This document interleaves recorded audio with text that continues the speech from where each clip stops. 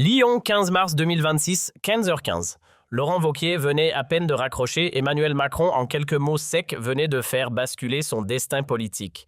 Laurent Matignon vous attend, Sébastien a jeté l'éponge, vous seul pouvez sauver ce qui reste de ce quinquennat. Dans son bureau feutré de la région Auvergne-Rhône-Alpes, le chef des Républicains ne pouvait masquer son sourire victorieux. Après avoir rongé son frein pendant des années sur les bancs de l'opposition, l'heure de la consécration semblait enfin sonner. Ce qu'il ne savait pas et qui allait le frapper de plein fouet, c'est que 24 heures plus tard, ce même sourire deviendrait le symbole d'une chute retentissante. Une chute qui marquerait à jamais sa carrière, éclipsant tous ses combats passés. « Ça y est », lança Wauquiez se retournant vers ses collaborateurs réunis dans son QG lyonnais. Il a enfin compris que sans nous, la France court à sa perte. Macron n'avait plus le choix. L'atmosphère vibrait d'excitation contenue. Une heure plus tôt, la bombe l'écornue explosait, démission surprise, gouvernement en panique. Et depuis, le téléphone de Wauquiez n'avait pas eu une seconde de répit. Les appels pleuvaient, journalistes en chasse, députés inquiets, figures de la droite sonnant à l'unisson « et maintenant ». Mais l'appel du chef de l'État avait rebattu les cartes. Tout avait changé en une phrase. « Camarades, l'heure est venue », lança-t-il debout, presque prophétique. « Dans 2 jours, je m'installe à Matignon. Préparez-vous, c'est notre revanche. » Ce n'était pas de l'arrogance, mais une évidence. À 49 ans, Wauquiez n'était pas un inconnu du système ex-ministre sous Sarkozy, chef incontesté de la région Auvergne-Rhône-Alpes et patron des Républicains sans rival. Sa gestion de la pandémie lui avait offert une stature de chef d'État en puissance et ses critiques calculées mais percutantes contre la Macronie l'avaient imposé comme l'alternative sérieuse. Ce retour aux affaires avait le goût d'une promesse tenue. « C'est l'homme de la situation », glissa confidentiellement un conseiller présidentiel ce soir-là. Il coche toutes les cases, une droite républicaine pure souche le bagage ministériel et surtout, les députés LR qui manquent cruellement à l'Assemblée pour faire tourner la machine. Depuis des mois, l'idée d'un pacte entre les macronistes et les républicains flottait dans les couloirs du pouvoir. Coincés entre les offensives de Le Pen à droite et les assauts de Mélenchon à gauche, les centristes n'avaient plus le luxe d'attendre. La démission brutale de l'écornu tombait à point nommé, c'était l'ouverture parfaite pour officialiser cette alliance longtemps chuchotée. Ce sera enfin un exécutif solide, un vrai. Je félicite les soutiens du président. Fini les marchandages stériles avec les extrêmes. L'heure était à la stabilité, à la raison. La France valait mieux que les bricolages idéologiques. Sans perdre une seconde, la machine Wauquiez se mit en marche. Une réunion express fut convoquée avec les têtes pensantes des Républicains. Il fallait composer une équipe ministérielle crédible, poser les fondations du programme commun et surtout verrouiller la communication, car plus qu'un remaniement, c'était une révolution d'équilibre politique qui s'annonçait. « Ce tournant est capital pour l'avenir de notre camp », déclarait Wauquiez devant les cadres LR réunis au siège du parti à Lyon. « Pour une fois, le pouvoir ne se mendie pas, il se mérite et nous pouvons l'obtenir avec dignité, avec un vrai projet et une légitimité incontestable. » Dans la salle, les regards brillaient autant d'envie que de prudence. « Et s'il se ravise, tu es sûr qu'il ne changera pas d'avis ?» lança Aurélien Pradier sceptique. « Il n'a plus d'option », répondit Wauquiez sûr de lui. « Sans nous, le quinquennat s'éteint avant l'été. » Cette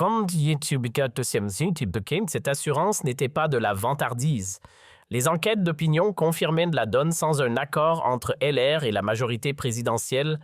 Aucun cap politique ne tiendrait à l'Assemblée. Et dans son propre camp, Wauquiez faisait de figure d'autorité naturelle, le seul capable de faire avaler ce virage stratégique à la base militante. « Il n'est pas question de se laisser instrumentaliser », répétait-il à ses proches. « Nous entrons dans la danse en partenaire, pas en figurant. Il nous faut des postes clés, un pouvoir réel et la garantie que nos convictions ne seront pas diluées. » La nuit s'étira bien au-delà de minuit. Dans le huis clos de son quartier général, Wauquiez peaufinait avec ses lieutenants chaque rouage de la mécanique gouvernementale, répartition des portefeuilles, priorité du programme plan d'attaque médiatique. Rodé aux tractations d'appareils, l'ancien patron de l'UMP dirigeait les opérations comme un chef d'orchestre réglé au millimètre. « Première heure demain, je saute dans un avion pour Paris », lâcha-t-il entre 2 tableaux Excel. 10 heures, rendez-vous à l'Élysée pour verrouiller l'accord. 15 heures, déclaration conjointe avec Macron. Et le soir, je pose mes valises à Matignon. Chaque minute de la journée suivante avait été minutieusement cadrée. Wauquiez avait déjà anticipé la publication dans la presse, choisi les noms pour son équipe rapprochée, identifié les urgences à traiter dans les 72 premières heures. Là, il est en pleine maîtrise, glissa un de ses conseillers admiratifs. Il n'a jamais été aussi à l'aise. On voit qu'il attendait cet instant depuis des années. Et franchement, il fait ça comme s'il y était déjà. Oui, il irradiait. Wauquiez affichait ce mélange rare d'assurance tranquille et d'enthousiasme contenu. Après avoir rongé son frein dans l'ombre de l'opposition et encaissé les revers électoraux d'une droite en errance, il allait enfin pouvoir transformer ses convictions en politique d'État. Cette nomination, c'est un souffle nouveau pour tous ceux qui n'ont jamais cessé de croire aux idéaux républicains, affirmait-il aux médias locaux juste avant de s'envoler pour la capitale. La France mérite un exécutif rigoureux, crédible et déterminé à faire pas seulement à parler. Le vol vers Paris avait tout d'une marche triomphale. Entouré de ses plus fidèles collaborateurs, Wauquiez était le centre de gravité de cette ambition collective. Dans l'appareil, les journalistes observaient presque fascinés un homme sûr de lui, calme, visiblement prêt à prendre les rênes. Aucun signe de tension, nota un reporter de France Inter. Wauquiez donne l'impression d'avoir toujours été destiné à cette fonction. À son arrivée à Roissy, c'était l'effervescence. Caméra micro, perche tendue, l'accueil réservé au futur chef du gouvernement était digne d'un présidentiable. Costume sombre, impeccablement taillé, sourire maîtrisé, discours affûté, chaque mot semblait peser, chaque geste calculé. Monsieur Wauquiez, quelle vision portez-vous sur cette alliance avec le président Macron? C'est un pacte pour l'intérêt supérieur de la nation, répondait-il. Dans cette période de turbulence, il est temps de mettre de côté les rivalités partisanes pour rassembler le pays autour des enjeux essentiels. Et vos premières priorités? 3 axes: redresser l'économie, garantir la sécurité et restaurer l'unité nationale. Le temps des effets d'annonce est révolu, place à l'action concrète. Chaque phrase tombait comme une note juste. Le ton, la posture, les silences, tout chez Wauquiez trahissaient la posture d'un homme déjà investi, déjà en charge. Il parlait comme s'il était Premier ministre et personne n'aurait osé le contredire. Le 16 mars 2026, à 9h30, pile direction l'Élysée. Wauquiez y pénétra avec un quart d'heure d'avance, un détail qui en disait long. Hors de question de faire attendre le président pour ce face-à-face décisif. « Bonjour, monsieur le futur chef du gouvernement », lança taquin l'huissier en ouvrant les portes. Laurent répondit par un sourire calme, presque confiant. Il avait veillé jusqu'au matin révisant chaque dossier, peaufinant ses arguments, répétant mentalement les lignes de défense et les propositions phares. Rien n'avait été laissé au hasard. L'entretien prévu avec Emmanuel Macron devait durer 2 heures. 2 heures pour sceller un accord historique. Dans le huis clos feutré du palais, tout était sur la table, nom des ministres, partage des responsabilités, feuille de route commune, calendrier des réformes à lancer. Wauquiez avait tout prévu, tout compilé dans un épais dossier. Il n'était pas venu improviser, mais convaincre. Plus tard, un conseiller présidentiel racontera « Emmanuel a été bluffé. Wauquiez était affûté, clair, structuré. Il avait une réponse à chaque objection. Et surtout, il savait où il voulait aller. » À 10h tapantes, les 2 hommes se faisaient une face dans le bureau présidentiel. Poignée de main ferme, regard concentré. L'ambiance était respectueuse sans fioriture. C'était une discussion d'État, pas une simple formalité. Chacun savait que ce tête-à-tête allait peser lourd dans l'histoire politique du pays. « Laurent, je suis sincèrement heureux que vous ayez accepté », lança Macron en guise d'ouverture. Le pays traverse une zone de turbulence. Votre sens de l'État et votre expérience tombent à point nommé. C'est un privilège de pouvoir servir la République dans une période aussi délicate, répondit Vuillère avec ce ton calme des hommes qu'on sent déjà dans l'action. Les discussions prenaient une tournure presque trop favorable. D'un ministère à l'autre, tout semblait s'aligner pour Vuillère l'intérieur accordé. Les finances aussi. L'éducation dans la poche. Macron, soulagé d'avoir enfin trouvé un partenaire, paraissait prêt à céder le contrôle du navire sans négociation. Il était si soulagé d'avoir trouvé un accord que franchement, il aurait signé n'importe quoi, commentera plus tard un analyste. Mais sous cette façade de consensus total, la position du président était fragile. Et à 11h30, au moment où les choses semblaient scellées, la réalité frappa à travers une sonnerie, le téléphone présidentiel retentit. Macron décrocha, écouta en silence et perdit soudain toutes ses couleurs. Pardon, Laurent. Cet appel est important, je dois y répondre. Weir lui attendait à côté, confiant comme jamais. Il échangeait quelques derniers messages, réglait 2 ou 3 détails avec son équipe. Le fauteuil de Matignon lui tendait les bras dans son esprit, tout était joué. Mais au fil des minutes, à travers la cloison vitrée, le visage de Macron s'assombrissait. L'appel s'éternisait, et l'inquiétude commença à s'insinuer. Quelque chose clochait. Il était 11h45 quand Macron réapparut, le visage fermé, les traits tirés. « Nous avons un imprévu » lâcha-t-il visiblement mal à l'aise. « Sébastien vient de me rappeler, il revient sur sa décision. Il ne démissionne plus. »« Quoi, il revienne, mais c'est une blague » s'étrangla Weir. « Ce n'est hélas pas une plaisanterie » répondit Macron, le regard fuyant. « Il a pris la nuit pour réfléchir et au final, il veut rester à son poste. On avait un deal, vous m'aviez donné votre parole » lança Weir à la fois incrédule et blessé. « Vous ne pouvez pas tout annuler comme ça, Emmanuel. Je comprends votre colère, mais je ne peux pas l'écarter s'il revient sur sa décision, tenta Macron. Il connaît les dossiers mieux que quiconque et l'Assemblée lui reste loyale. » La suite de l'échange tourna à la débâcle. Macron, de plus en plus gêné, multipliait les tentatives d'explication. « Oh, ce n'est qu'un contretemps, Laurent Chourinche. Croyez-moi, Sébastien ne tiendra probablement pas jusqu'au bout du mandat. Une autre opportunité se présentera. » Mais Weir ne voulait plus entendre. La voix blanche, les yeux vides, il le coupa net. « Vous ne réalisez pas ce que vous venez de faire. Vous m'avez sacrifié. Vous venez de ruiner ma crédibilité devant mes alliés, devant les Français. » L'entretien se conclut dans un silence glacial. Le cœur lourd et la rage au ventre, Weir quitta l'Élysée en homme abattu. En moins d'un quart d'heure, son rêve de Matignon avait volé en éclats. Ce qui devait être son couronnement devint sa plus cuisante humiliation politique. La sortie de l'Élysée ressemblait à un enterrement politique. Celui qui 2 heures plus tôt franchissait les grilles, la tête haute, en prétendant à Matignon, en ressortait le regard vide, le pas lourd. « Monsieur Vauquier, votre nomination est-elle toujours d'actualité ?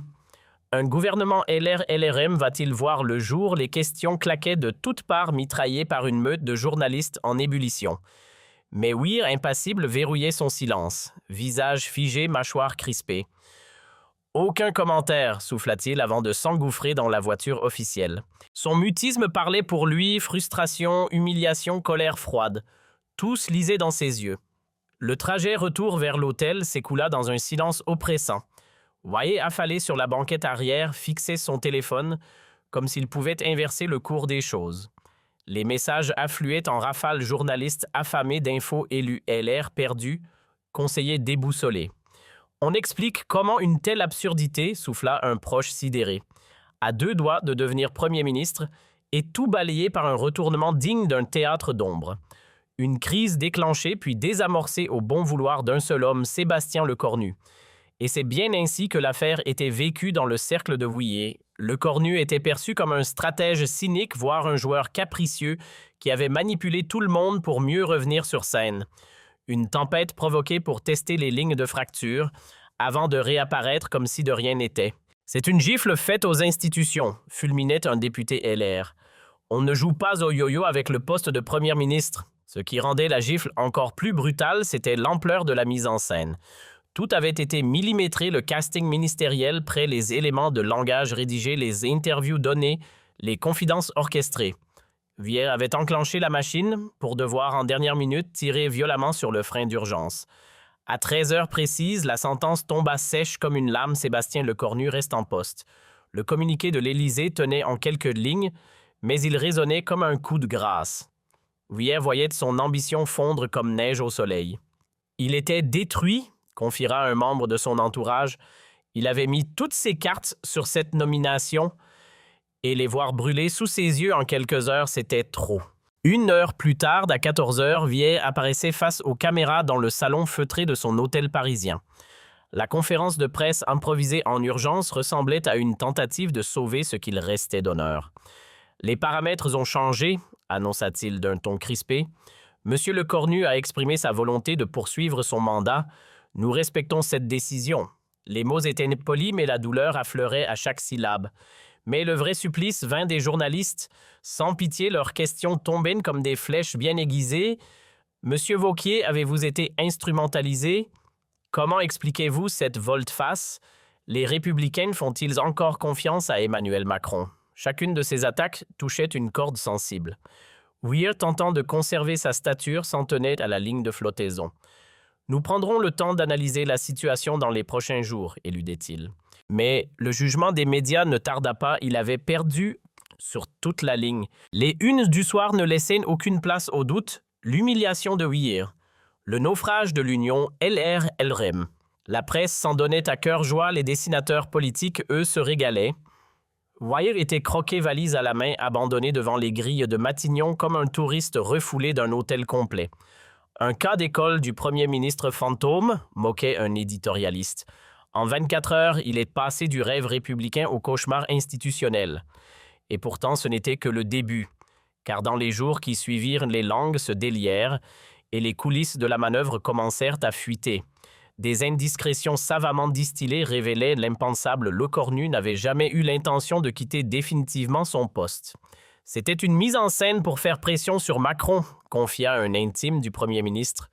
Il voulait sécuriser certaines garanties, obtenir des postes, verrouiller son pouvoir. La démission, juste un levier de négociation. Et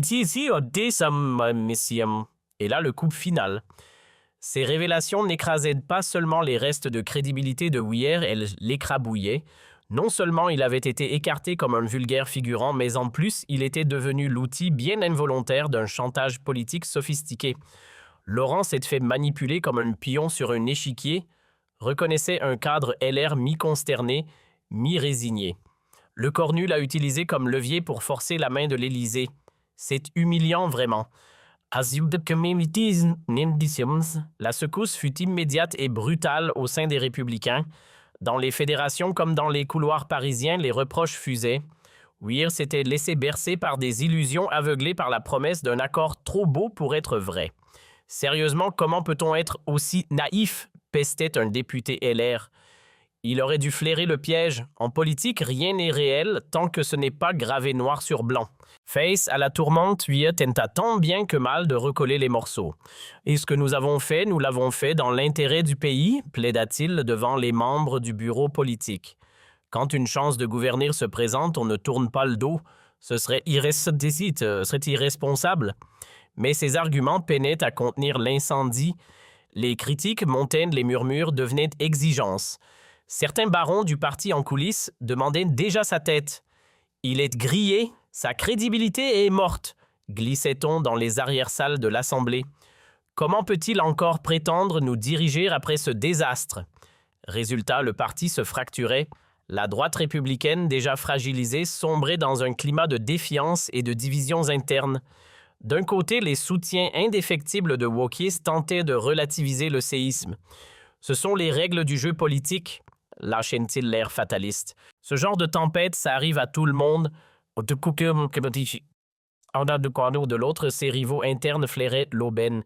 Voilà ce qui arrive quand on confond ambition et précipitation, grinçait un cadre LR. Laurent s'est fait piéger comme un débutant. Un vrai leader n'aurait jamais mordu à l'hameçon. Les chiffres, eux, ne mentaient pas. Une chute libre dans les sondages, 15 points en à peine une semaine. Ce que les Français retenaient est l'image d'un homme manipulé comme une marionnette exposée, humiliée. L'opinion adore crucifier les perdants, commentait un spécialiste des études d'opinion. Et là, Wauquiez a pris cher, très cher. 3 semaines plus tard, dans une tentative de rebond désespéré, Wauquiez remontait sur scène à Lyon devant 2000 militants LR.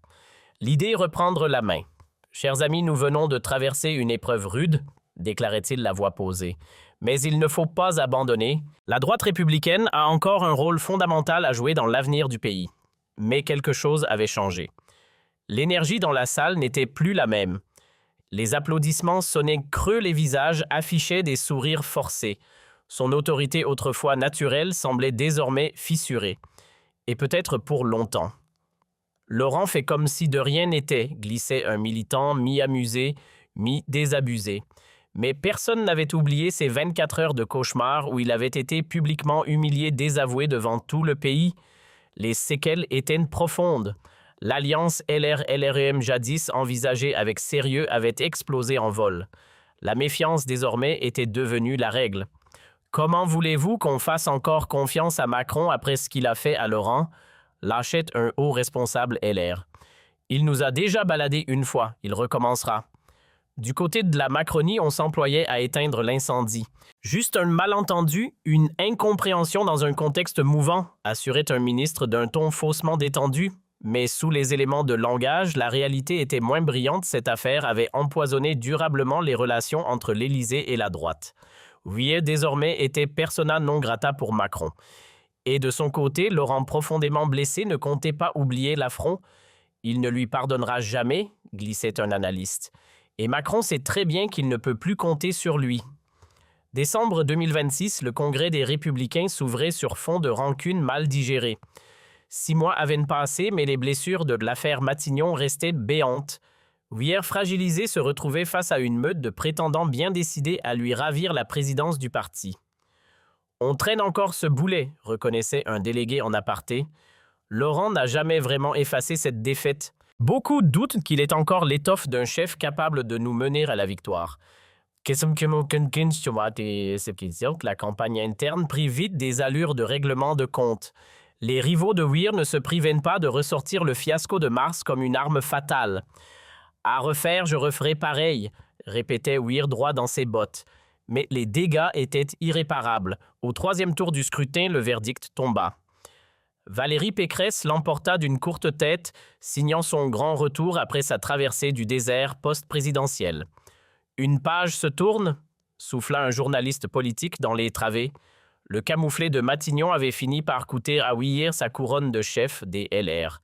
Dans un ultime discours digne mais douloureux, il tenta de sortir la tête haute. « J'ai donné le meilleur de moi-même à cette famille politique », déclara-t-il avec gravité. « Je suis certain que ceux qui prennent le relais feront encore mieux. » Mais dans les couloirs, l'ambiance était lourde, presque électrique. « Il n'a jamais digéré l'humiliation », murmurait un proche. Il garde encore au fond de lui ce sentiment d'avoir été poignardé par Macron et ses gens. Près de 2 ans après cette débâcle restée dans toutes les mémoires, Laurent Wauquiez poursuit bon gré mal gré son mandat à la tête de la région Auvergne-Rhône-Alpes. Mais sa carrière nationale autrefois pleine de promesses semble désormais classée sans suite. Ces 24 heures-là ont mis un coup d'arrêt brutal à sa trajectoire, observe un biographe. Il volait vers les sommets et s'est écrasé net.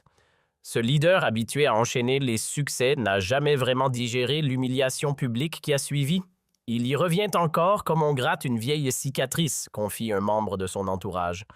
Plus que l'échec politique, c'est son amour-propre qui a pris le coup. Lui, qui pendant des années avait dirigé sa carrière d'une main de maître, s'est retrouvé embarqué malgré lui dans un scénario qu'il ne contrôlait plus. Wauquiez a compris, mais trop tard, que les règles du jeu à Paris n'ont rien à voir avec celles des régions, commente un ancien ministre. Il jouait aux échecs quand d'autres pratiquaient l'art du poker menteur. Pendant ce temps, Sébastien Lecornu lui tient toujours fermement les rênes du gouvernement. Sa stratégie de mars 2026, qui a laissé Wauquiez sur le carreau, lui a au contraire permis de verrouiller son autorité. Il faut lui reconnaître un certain génie tactique, admet même l'un de ses opposants. En une manœuvre, il a neutralisé un rival et consolidé sa place. L'épisode est désormais étudié comme un modèle d'instrumentalisation politique à froid. Un cas d'école en trahison maîtrisée. En une seule journée, le rêve de toute une vie s'est effondré sous les projecteurs, remplacé par une humiliation nationale. Vuillet, qui pensait toucher les sommets, s'est retrouvé piégé dans un scénario qu'il ne contrôlait pas. La politique dans ce qu'elle a de plus implacable, commentait un analyste. Un monde où la naïveté coûte cher et où la loyauté est une faiblesse. Vuillet, trop confiant, a encaissé de plein fouet la brutalité d'un jeu dont il n'avait pas toutes les cartes. Quant au camp présidentiel, il a démontré qu'en politique, les règles morales s'effacent quand l'enjeu devient le pouvoir. L'histoire tranchera coup stratégique audacieux ou manipulation pure et dure. Une seule certitude, Wauquiez porte encore les cicatrices de cet épisode. Ces 24 heures maudites resteront gravées comme le chapitre le plus amer de sa trajectoire politique. Mais l'affaire qu'on croyait enterrée connut un rebondissement inattendu 2 ans plus tard. Un ancien stratège de l'Élysée, passé aux aveux dans un livre explosif, levait le voile, la pseudo-démission avait été soigneusement mise en scène. Objectif, tester les ambitions LR et neutraliser les rivaux. J'ai été la marionnette d'un scénario cynique, confessait Wauquiez sur France 2. Cette révélation fit l'effet d'une bombe. L'affaire revint sur le devant de la scène. Et peu à peu, le regard sur Weir changea. D'homme battu, il devenait victime, et peut-être pour la première fois un personnage politique tragique et humain. Octobre 2027. Après 2 années à ronger son frein dans l'ombre, Weir surgit de nouveau dans l'arène politique, cette fois armé d'une plainte retentissante pour manipulation d'État.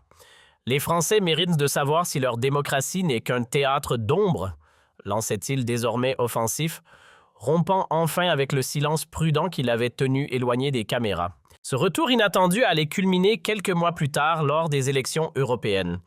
En tête de liste, Weir signait un véritable exploit électoral, 18%. Un score inespéré qui le propulsait à nouveau au centre du jeu. C'est la victoire de la transparence sur les coups tordus, déclarait-il triomphant au soir du scrutin. Ce succès marquait la fin d'un long purgatoire pour l'ex-président de région. Dans chaque discours, il revenait inlassablement sur mars 2026 qu'il présentait comme le révélateur ultime d'un système politique corrompu jusqu'à l'os. Et surprise, ce récit résonnait de plus en plus fort auprès d'un électorat lassé des scandales écoeurés par les révélations en cascade. Une remontée spectaculaire, analysait un institut de sondage. En l'espace de 2 ans, les cartes avaient été entièrement rebattues. L'homme que tout le monde donnait pour mort politiquement était devenu le symbole d'une France trahie mais debout. Avec sa popularité revenue au sommet, les spéculations enflaient à nouveau sur un éventuel destin présidentiel pour l'ancien chef des Républicains. Certains voyaient déjà en lui l'un des rares profils capables d'unir une droite fracturée et de peser sérieusement en 2030. Son parcours accidentait sa renaissance après l'humiliation, et cette image de rescapé du cynisme politique lui donnait une aura singulière, presque mythifiée. Mais Weir restait énigmatique. Ce n'est pas le moment de parler de ça, éludait-il quand les journalistes l'interrogeaient sur ses ambitions élyséennes. Ma priorité, c'est de reconstruire une droite forte, cohérente, ancrée dans les valeurs républicaines. Il ne fuyait pas le sujet. Il le faisait planer. Et cette ambiguïté, savamment entretenue, ajoutait encore à sa stature. Laurent, c'est l'incarnation même de la ténacité, affirmait un haut cadre du parti. Il a touché le fond et s'est relevé plus solide que jamais. Ce récit de chute, suivi d'une résilience spectaculaire, lui conférait une autorité morale rare, une légitimité que ses rivaux, souvent sans cicatrice, peinaient à contester. Weir n'était plus seulement un homme politique revenu de loin. Il devenait, aux yeux de certains militants, celui qui avait survécu au système défié les manipulations et en était ressorti grandi. Mon itinéraire personnel est intimement lié au destin de notre famille politique, lançait-il avec gravité depuis la tribune. Nous avons été piétinés, dupés, relégués, mais nous sommes restés debout. Et aujourd'hui, nous sommes de retour plus déterminés que jamais. Près de 3 ans après ces fameuses 24 heures qui ont failli l'achever politiquement, Laurent Wauquiez mesure le chemin parcouru. Celui qu'on croyait enterré en mars 2026, quittant l'Élysée la tête basse, est désormais revenu au centre du jeu. Ce jour-là, j'ai touché le fond, confie-t-il parfois à voix basse à quelques proches. Mais c'est là aussi que j'ai compris l'essence même du combat politique. Car en politique, comme dans la vie, c'est souvent la douleur qui forge les convictions. Cette épreuve brutale, injuste, humiliante est devenue le socle de sa résilience. Weir se présente désormais comme un homme qui a encaissé, qui a compris, qui a mûri. Je ne tomberai plus dans les mêmes pièges, promet-il avec un sourire en coin. Cette fois, j'ai appris à flairer la manœuvre. Je suis devenu prudent, oui, mais aussi inébranlable. Et à ceux qui m'attendent au tournant, je dis « j'ai les leçons, j'ai la mémoire ». Cette nouvelle version de Weir, plus lucide, plus rugueuse, n'a rien à voir avec l'homme d'avant. Ceux qui l'avaient enterré trop tôt commencent à s'en mordre les doigts. Le Laurent de 2024, il était trop confiant. Celui de 2028, il est impitoyable, souffle un ministre en aparté. On sent qu'il a digéré sa chute et qu'il en a fait une arme. Il observe, il attend, puis frappe là où ça fait mal. Son ancien naufrage s'est mué en carburant. Une mue politique qui inquiète sérieusement ses rivaux. Depuis son élection à la présidence du groupe LR au Sénat à l'automne 2027, Weir n'a plus le temps pour la diplomatie molle. Chaque séance est une arène, chaque texte un champ de bataille, ses interventions millimétrées, ses attaques chirurgicales. Ce n'est plus de l'opposition, c'est une vendetta parlementaire, glisse un chroniqueur du Palais du Luxembourg. L'humiliation de mars 2026 n'a pas été oubliée. Elle s'infiltre dans chaque amendement, chaque prise de parole. L'écornu pensait avoir tourné la page. Vuillère lui la relit à voix haute, ligne par ligne. Ce qui n'était au départ qu'une riposte personnelle s'est peu à peu mué en véritable machine de guerre parlementaire. Le Sénat, autrefois terrain paisible pour le gouvernement, est désormais devenu un champ de mine où chaque débat vire à l'embuscade. Sous la houlette de Vuillère, les républicains sont devenus des snipers institutionnels, résume un élu de la majorité. Tout est méthodiquement ciblé, chaque faille exploitée. Lecornu pensait avoir désamorcé l'opposition, il l'a en réalité militarisée. Pour Lecornu, l'exercice du pouvoir s'est alourdi. Fini le confort d'un Sénat docile. Place à une opposition coriace, enragée, et surtout guidée par un chef en quête de revanche. Sébastien commence à mesurer le coût de son coup politique de 2026, glisse un conseiller. Car derrière chaque obstruction, chaque amendement rétorse plane l'ombre de cette humiliation passée. Ce n'est plus juste une rivalité, c'est une guerre de tranchées avec des conséquences bien réelles sur l'agenda gouvernemental.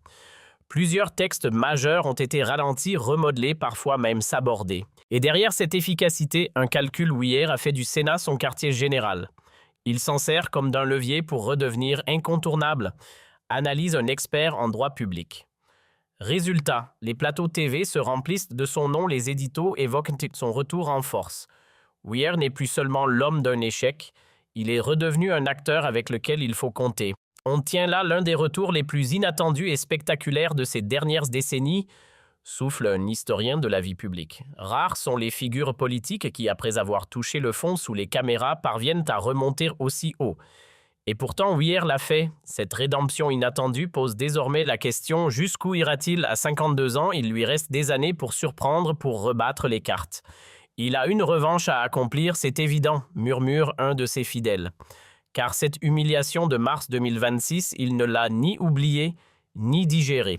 Et c'est peut-être là tout le moteur de sa relance. Car s'il a retrouvé sa voie dans le concert politique, il n'a pas encore obtenu le face-à-face qu'il attend. La vraie scène du règlement de compte, ce sera la présidentielle, affirme froidement un analyste. S'il entre dans la course à l'Élysée, ce sera autant pour gouverner que pour solder ses comptes. L'ambition, certes, mais surtout régler l'ardoise. En attendant le grand rendez-vous, il avance déterminé, toujours marqué par ces 24 heures qui ont failli l'anéantir. Mais ces marques ne sont plus des blessures, ce sont ses décorations. Il a transformé l'humiliation en autorité, la chute en expérience et la trahison en raison d'agir. Une mue spectaculaire. Ce court épisode condensé de tension et de trahison restera comme un cas d'école de la brutalité politique à la française. Mais il révèle aussi une vérité universelle, ce ne sont pas les coups qui vous définissent, mais la façon dont vous vous relevez. Et Vuillère, brisé un instant, s'est redressé avec une force nouvelle. C'est peut-être là, au fond, ce qui le rend plus dangereux que jamais.